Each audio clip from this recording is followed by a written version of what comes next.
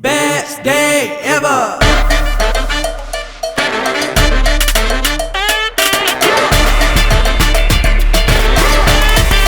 Best day ever. Be a good time, welcome to the highlight. Jump right in and show you outside. Right now we're gonna live it up. Don't stop till you get it up. Feel it, work it, move it. This is how we do it. If you want to wow somebody, Can we put this on the important We need things what? on the list to buy? Champagne straws. oh, straws. I thought you said shots. I was like, we're doing shots? Gosh. A little. Oh. Are we rolling? Are we rolling? New blooper unlocked.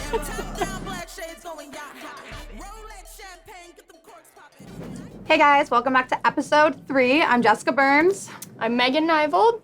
Today we're going to talk about different types of uses for the blockchain, and we're going to cover everything from the different types of coins, the different types of tokens. But first things first, we have a special champagne sponsor today, and we need to call our bottle girl in here. Kayla. And thank you so much to Limonada again for being our sponsor. They are amazing. We had the Limonada champagne last time as well, and it was so yummy. I think it's like the best champagne I've had in Miami. Yeah. So good. Did you bring your straw? Ha! I forgot. Next episode. Next episode. Yeah, but this place is amazing. We go there for brunch all the time, and I love the champagne. Look at the bottle. Woo! Sorry. We warned you in the trailer. Champagne corks pop all over. It's a party Cheers now. to episode 3. That really popped. You know, good champagne. Thank you. Gorgeous. Cheers. Mm, Better than last week. it's so good. All right, so there's a lot of talk all the time. People are talking about different types of coins, altcoins, tokens, shit coins, all different types of coins. So we kind of wanted to break that down for you, what they are, what they mean, what they represent, how to use them. So, yeah, why don't you get started on the difference between tokens and coins? Okay, so I guess what I mainly want to establish first is let's talk about fungibility versus non-fungibility. And I know we've discussed this previously, but before we get into, different coins, tokens, all of that, let's talk about fungible versus non-fungible. For example, Bitcoin is fungible because all of the coins are the same. They all carry the same value. They're all identical. Fungible means the same. Non-fungible means they are not the same. They vary. They're all different. Nothing can be replicated. So it's a one of one. That's why NFTs, they're tokens and they're non-fungible.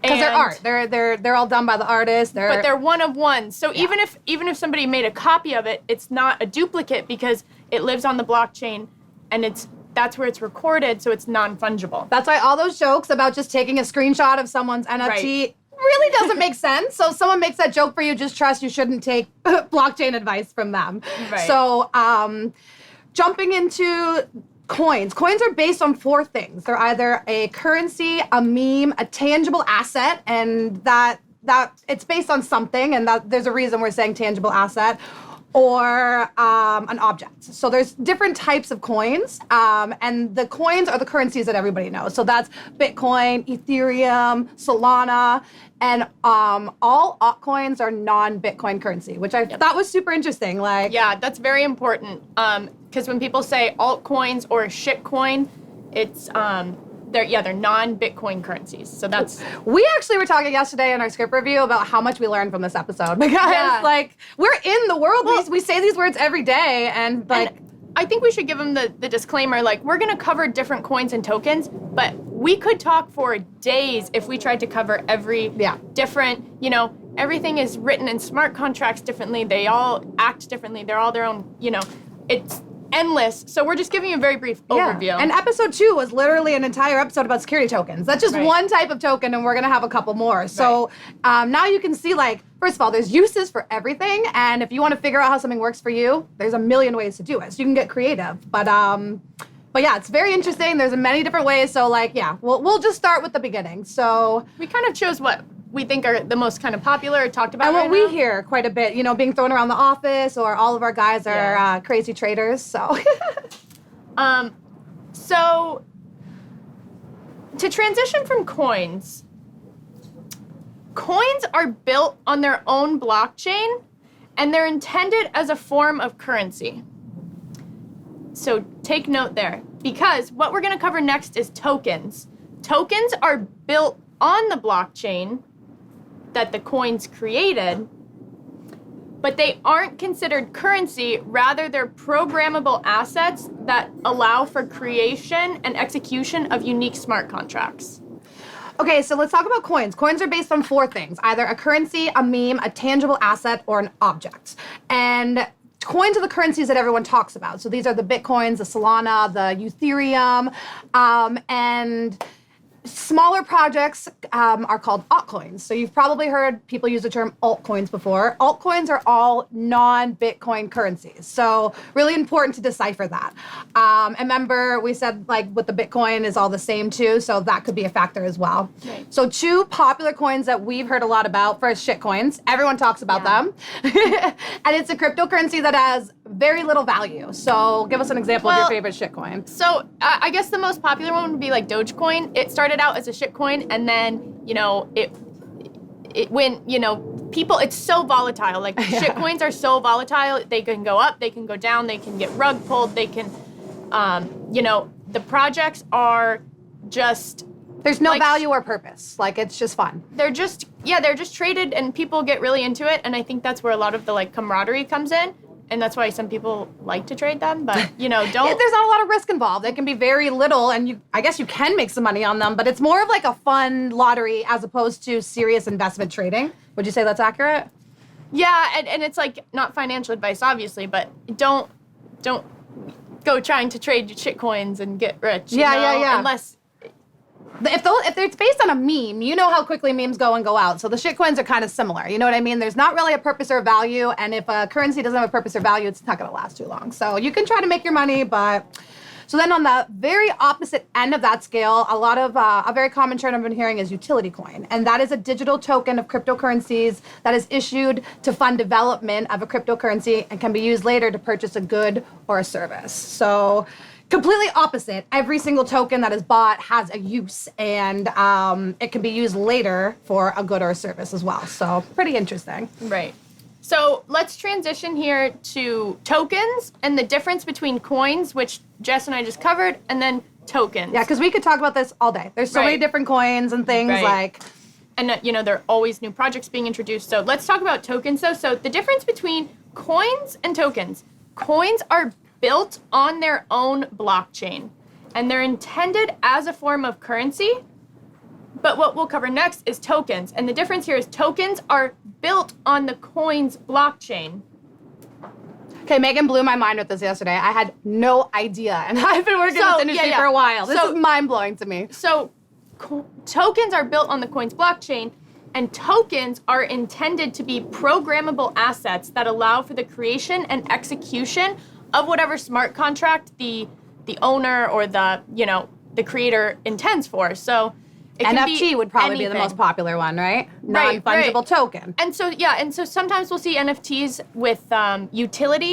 So they'll have like written in the smart contract, the NFT you can receive like Access to a restaurant. right. Or, Gary Vee did that. yeah, discount on things. Right.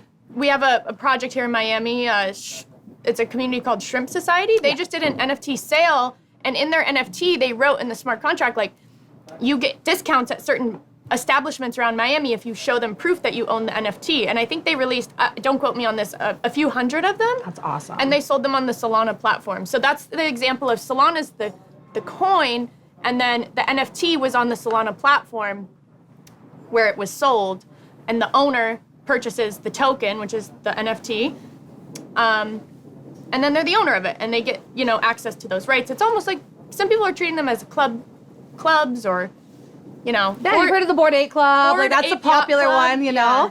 And something super interesting, I know it's right there in front of our faces, but NFTs means non-fungible token. So even I didn't realize till yesterday an NFT is a token. So again, we can go on and on. The next 2 episodes will be about NFTs. We have a special guest too, so that's why we're not focusing too much on it. We will dive deep into NFTs really soon, and there's a lot of cool NFT projects we want to share with you. But for now, we just wanted to give you the overview.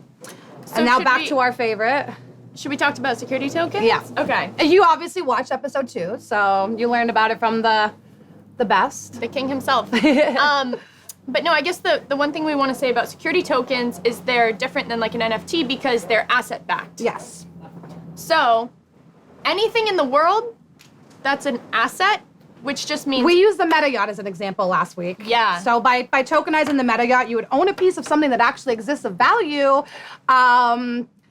but it's tradable. You don't own the whole thing. You don't have all that responsibility. You know, the best day of a boaterman's life is the day he buys, the day he sells. So don't tell our yacht captain that. But and I guess like I kind of created a fun example for security tokens.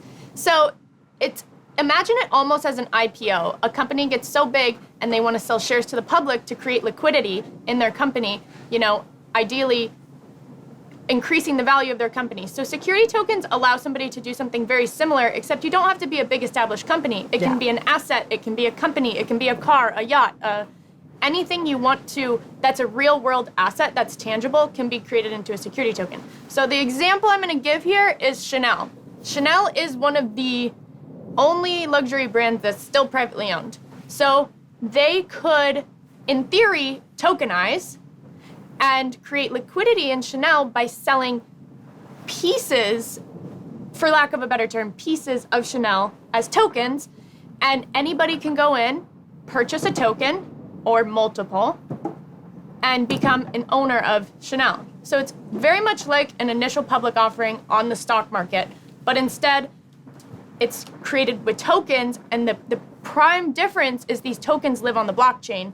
So they're all recorded, they're all, you know. it's Wall Street with no walls. So you Exactly. don't just own a piece of a company and a stock anymore. You can own perks and discounts or whatever. So this is, as we say in the office, this is Wall Street without any walls. So we're revolutionizing Wall Street for you and making it digital, and that's the example of security token. Right. And by the way, if you are interested more about this, please send us an email. We'll put it down there. But this is what we do. We advise people on how to create an ICO. So we'd be more than happy to help anybody talk more about that. But jumping back into the other token, governance tokens. I've heard this term a lot. What does it mean exactly, though?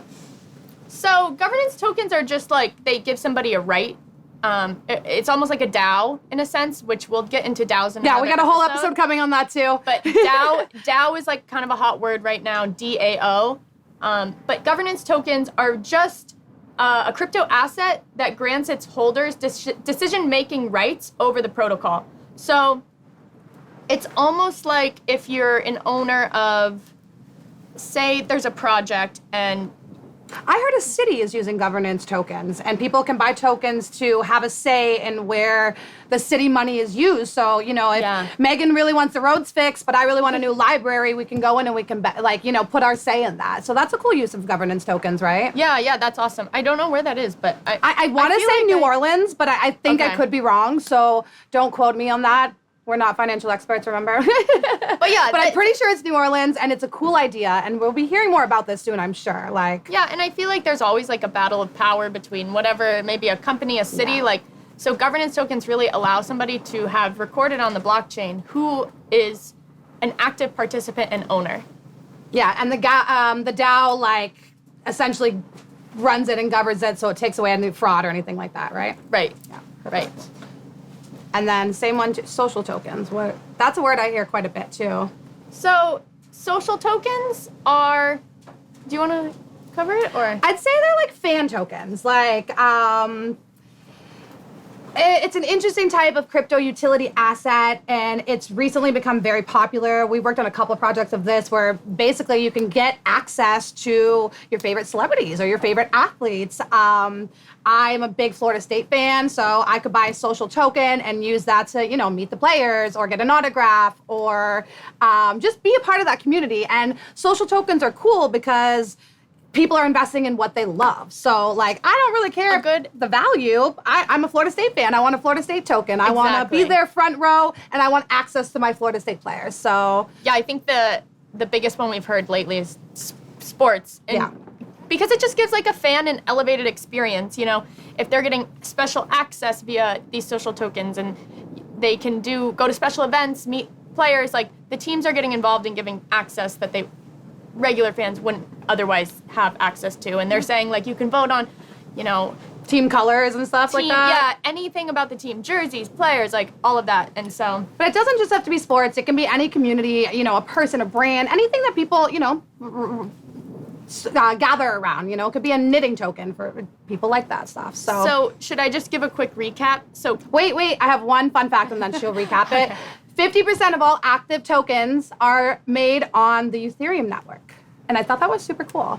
That is interesting. I did not know that. Some people hate Ethereum. Yeah, Ethereum is very controversial because of their extreme gas fees, but yeah. So to transact and have a proof of work, they charge a lot of money, in comparison to other currencies. So. But it's one of the most popular ones and most heard of ones. So it's interesting because a lot of things are powered using Ethereum. So, but I guess to recap, so coins are built on their own blockchain. Tokens are built on the coins blockchain, and they represent assets. So that can be literally anything. There's so many uses. So yeah, we just literally touched the surface, but we're gonna get into everything, remember, but yeah, this is just the basics to get started with. So pretty cool. So why don't we get a refill and then hop into part 2 of this episode. So we're gonna talk about some cool women and what they're doing in the space. And honestly, like when we were doing research for this episode, we learned a lot of cool things. Like we didn't realize women were at the forefront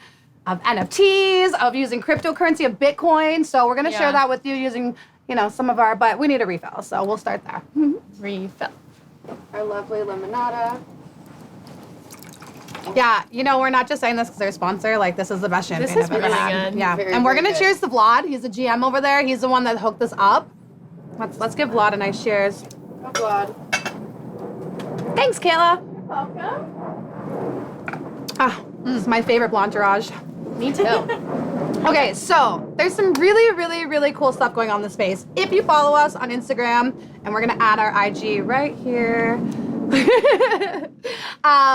We actually did a post on this last week, and we talked about Paris Hilton. Now, she's always been the trendsetter, and she has been crushing it. Can we just say she changed her name to ParisHilton.eth? There we go. On Put a Twitter? screenshot of that right here too. Like, She's ParisHilton.eth on Twitter, which means she bought her ENS name, which is her Ethereum name. So if anyone wants to send her something to her Ethereum wallet, they just type in ParisHilton.eth, and it's almost like your routing number for your bank. Like, it just sends it directly to her Ethereum cool. wallet. Yeah.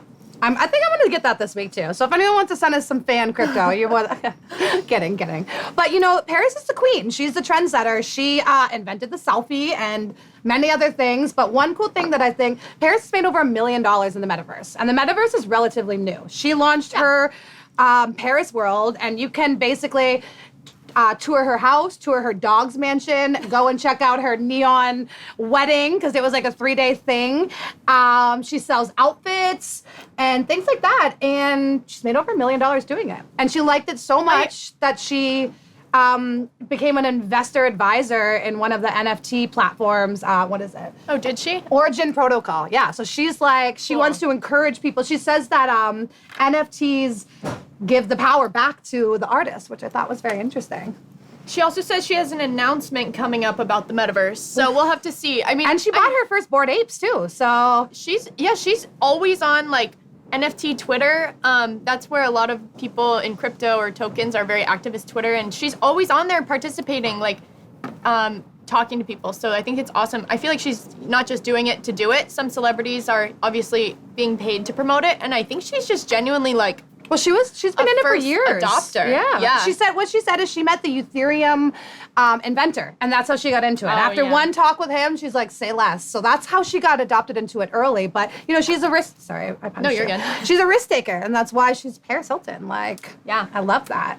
she's a businesswoman. And then one of my favorite OGs too, we have a supermodel behind the camera there. So we want to talk, Kate Moss actually is releasing some NFT projects. So she's doing 3 short videos of herself. They're little GIFs, and it's of her driving, of her sleeping, and of her walking. And she said that, again, it's really cool. It allows her to be in control of her image and directly participate in the ownership because it's all through the blockchain. So whoever buys her gifts or sells them or whatever, she can see that. And she also said that it's intriguing to her to want a moment of, or to see who would want to buy a moment of hers, like Right. a private moment like that. Well, and it's like almost as if someone bought a printed image. You know, a photographer took a photo of her and they printed it and they sold it as art. Like, it's very similar in that sense, Yeah. except you're buying the digital form of it on the blockchain. So It's crazy to me because a lot of models said that social media took their ability to be in control of their own image away and ruin the modeling world. So now these models are taking their power back by the NFT world. So I find this like super interesting because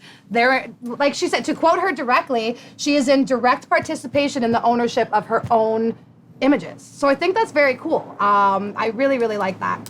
So Megan was talking about a really cool thing. Well, I don't know if cool is the right word, but I like that we're here. Are we talking about the Fendi? Yes. Okay. Yes. So this was just about a week ago or so.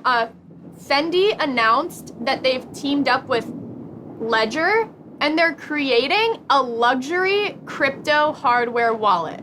So Remember we as talked Jess wallets? And I, so we talked about wallets, and the ones that are hot are digital, and the ones that are, you know, a cold wallet is physical, and it's where you can safely store your cryptocurrencies or whatever you know, anything that lives on the blockchain. So Fendi releases a luxury hard wallet, and it was kind of like mind-boggling because they made it look amazing. Like, it's beautiful. It looks like a piece of like luxury fashion as Fendi creates, but it's like, it was funny because they, in their fashion show, they had it on a keychain on a bag, and it's just like kind of defeats the purpose. Crypto fashion, I love it. But yeah, Like, you're right. You don't it want it on literally- your purse like that. Like, If you have a you know, cold wallet and you have everything safely stored on there, you don't want to be displaying it.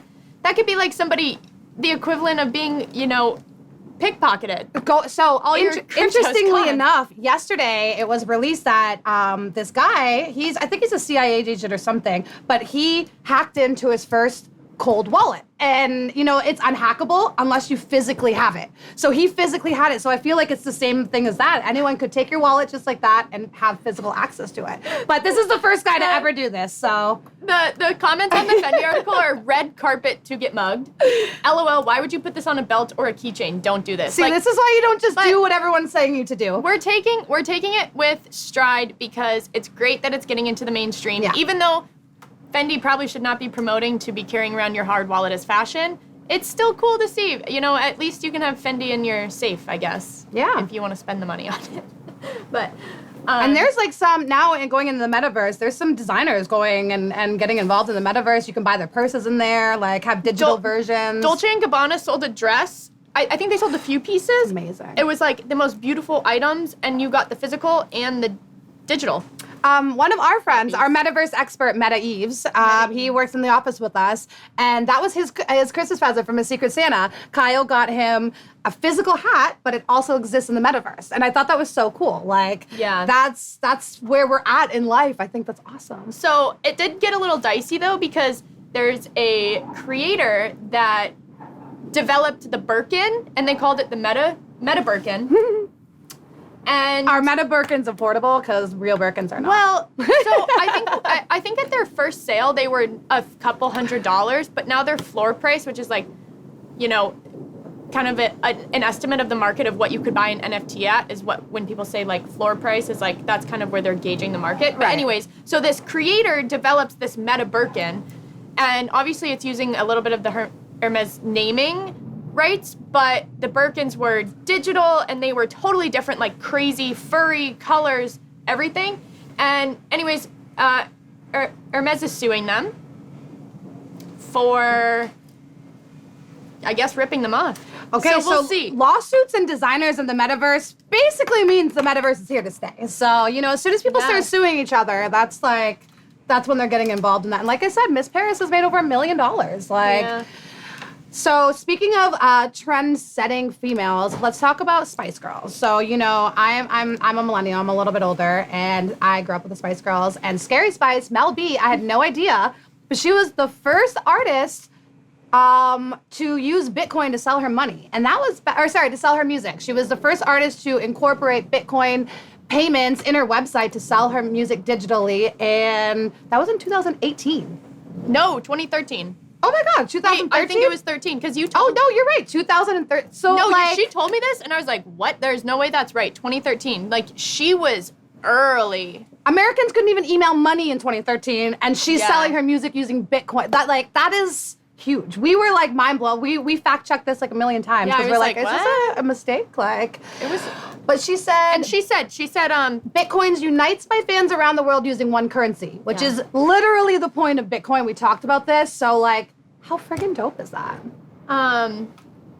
and I think it was, she also said something along the lines of like, everything's moving online, moving online, moving online. And that was back in 2013. So she's like, why would people not be buying my music online? Here's your quote. So, I know people are skeptical, but if everything is going to be live online, why not Bitcoin? Backed by gold seems very odd and nostalgic to me. Backed by a Bitcoin, which takes time to make, and the equation has to be done right, it feels more real and it makes more sense. This is in 2013. 2013, This mic is drop. crazy. So we thought we were early. We're late. We're all No. late now. So, but okay, this goes back to one of my favorite girl bosses too, Gwyneth. Gwyneth Paltrow. Yeah. When did she start getting like what 2000? She was 2018, right? I think that's exactly Yeah. what it was. But she just started promoting women to learn about everything from tokens, blockchain, NFTs. Well, she so- said she did a call with her, I don't know, with some client from Goop, and they were talking crypto, and there were no women in the group. So she's like, screw that, we're gonna change this. And did she become a mentor in crypto too? No. So Gwyneth Paltrow just bought a Bored Ape. Oh yeah, she's a mentor. She's a tutor. She works with MoonPay, and she bought a Bored Ape, which is, they are anywhere from 400K to millions and up. Don't quote me on that. It changes, but I think it's like, Yeah, it's a big Somewhere deal. in there, Bieber yeah. just bought one, so big deal. I mean, everybody's buying them. Post Malone, Gwyneth Paltrow, Bieber, 11, the nightclub in Miami bought a Bored Ape. They bought Bored Ape number 11. Actually, that is awesome. 11 nightclub in Miami bought Bored Ape number 11. Announced their profile picture on everything. Okay, so this Gwyneth Paltrow, it happened with the Planet of the Apes call. So that was 2011. So she was also ahead of that. And she said that she wanted to start paying attention to blockchain technology, but noticed that there weren't more women in there. So she started a tutoring session with a group of friends to learn about blockchains, tokens, and NFTs. And I guess she's been an investor ever since. So We love to see it. yeah, and Gwyneth knows what she's doing. Like, actually, all these women are holy business crap. women. So listen up, ladies. Yeah, and I guess we weren't the first ones to think of like crypto for women. I mean, Yeah. Miss Paltrow beat us to it. So Paris, if you want to come on the show, yeah, come on our meta yacht. We know you love yachts. We know If you're you- in Miami. find me on Chain. Token Girl 305, and yeah, we'll find Just reach you. out to Spilling the NFTea 305 on Twitter. I'll see you there. So Okay. speaking of which, the next 2 episodes we are gonna dive deep into NFTs, right? Because that's like such a hot topic right now. Oh yeah. And we have a super cool guest. It's going to be our first woman guest ever. But I don't want to say too much about her now. But yeah, so we have 2-parter NFT episode with a guest. We have an episode of DAOs coming up, episode on Metaverse. And if you want to see anything specific, email us. Yeah. We'll have the email below, and yeah. And then next week, let's check on our Bitcoin that we invested too, because I Yep. think we invested. The market's been down. I'm sure everyone's been hearing about it, but let's see what's going on with it. Yeah, we can just kind of recap of it's where it's been, how it's $10, but it'll still be fun for us. Yeah. And, we have been getting so many messages from you guys about how you've set up your wallet or asking questions or like the show. So thank you. Thank you so much for the great feedback. We had no idea this would be such a big hit. Like, woo! We love the idea, but when we get 1,000 subscribers, when we get 1,000 Instagram follows, Jess and I will do something crazy. well, actually, I think for the NFT episode, we're going to have a giveaway, and it's going to be, we're going to mint NFTs for you. So we'll talk about that later, but if you're interested in that and interested in how to learn how to mint NFTs, because we want to talk about that too. So Oh yeah. follow us, stay tuned, and cheers to episode 3. Kayla, come have a cheers with us. Woo! Should I just swig out of the Spray it. Right out of the bottle. Woo! Cheers, guys. Cheers. So cheers to episode Cheers. 3, guys. Cheers. That's a wrap. Best day ever. Nick, we need champagne straws for the next episode. This guy says that I don't know. You are so cute. I would cuddle you so hard in a blanket fort while we watch Pixar movies. I meant to say hi. Ladies and gentlemen, a recommendation. So if you want to wow somebody, talk crypto with them. Like, they'll think you're, a lot of guys will be like, oh, blah, blah, blah, you know, they do this, that, and the other for work. And like in Miami, that's 90% of the men here. And I'm like, oh, same, like, and then they're like shook. So take notes from Jess and I and go get yourself a nice crypto man. I don't know, but I don't know if nice crypto men exist, do they? Is that an oxymoron? Yeah. Like Kyle says, champagne just flies. We're just flying out here. Yacht fire. Stay